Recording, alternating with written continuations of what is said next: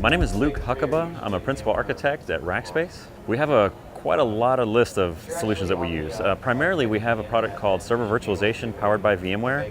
And what it is it's a multi-tenant vCenter, but single-tenant hardware side of things. We have over 9,000 hosts in there and roughly 55,000 VMs worldwide and 6 data centers globally.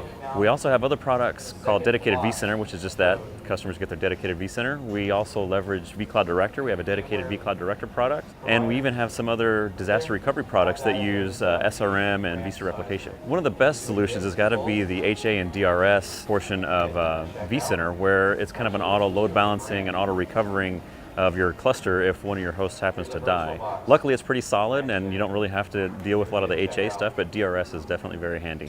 So in our environment, it's pretty large. We have roughly just less than 100 vCenters, and these things have to be up 24/7, 365, and it's very rare that they actually go down. Out of all 9,000 hosts, I can count of maybe 5 that have crashed in the last year, so that's a very stable VMware environment, in my opinion.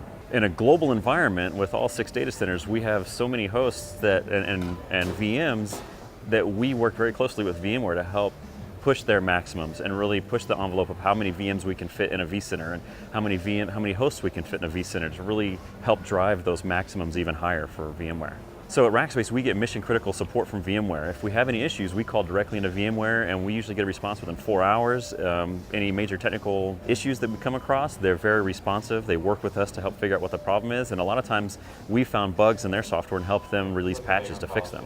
Just vCenter or vSphere environment is super simple. Install ESXi, it's very straightforward, and then getting vCenter off the ground and going is extremely straightforward, especially if you use the vCenter server appliance. You can be up and running in a matter of a few hours. So one of the things I really wanted to see was the catalog, because it came from like vCloud Director, and they're adding that in 6.0, so they have that catalog and they're extending it to where you can really replicate those catalogs out and share them. And that was one of the features I would have really liked to see, and fortunately it's there. And then one of the other features that we had kind of been wanting to see was the vMotion between clouds, which of course that was announced today, and that it's one of the things that's coming, and I think that's going to be a game changer, really. Interoperability is one of the things I really like to look for. How well the VMware solution plays with other either hardware vendors or other solutions, other service providers, other add-ons to make it even better. That's something we really look for. How well does it work in a service provider environment as well? Because most service providers are different. We've set up with VROps, and we found that it works really well in a service provider environment, that you can point it to multiple vCenters. We also found we've worked with other vendors to do some deeper logging, deeper metrics gathering, and in doing so, we worked closely with VMware and that other vendor, and really built a full scale out worldwide global monitoring and alerting solution. And that's one of the things we look for, something that to fill a void that we don't have.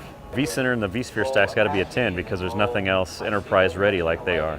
If you're considering similar solutions, make sure you take deep dives technically into how well they integrate with other vendors, or how well they integrate with your hardware. Like vSAN, for instance, a lot of the storage vendors, they're really going for it to be on the vSAN HCL, and unfortunately some of the RAID controllers are not on that HCL, and a lot of times people don't know that. So if you're looking at different solutions, make sure you check compatibility guides, not just for the whole VMware stack, but including maybe subsets like vSAN or other tools that you might be using. We're looking at productizing that and making an offering for our customers, as well as using it internally. We've got it in several labs doing different things, and it's awesome. I really like it. It's resilient, in my opinion. A lot of people say if you only use the 3-node minimum recommendation, you might have data loss. I had a 3-node cluster set up, and my switch died, and then when I replaced the switch and it came back online, everything was still running just fine. Nothing had actually gone down, no data loss, nothing. So it's actually really resilient. And you think about your data path, the data locality, it's a lot closer to the CPU. It's right there and in the flash read cache, and it's a resilient storage solution that's cheaper than a dedicated SAN or something of that sort.